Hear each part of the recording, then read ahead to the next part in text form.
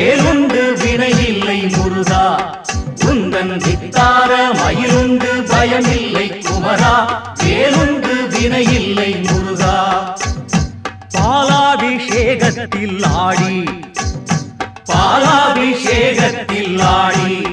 நிற்கும் பாலதண்டாயுத பாணியை நாடி நூலான திருப்புகழ் பாடி நூலான திருப்புகழ் பாடி பக்தர் 100,000 கோடி அவனருள் தேடி அலை பொங்கும் கடல் போல கூட்டம்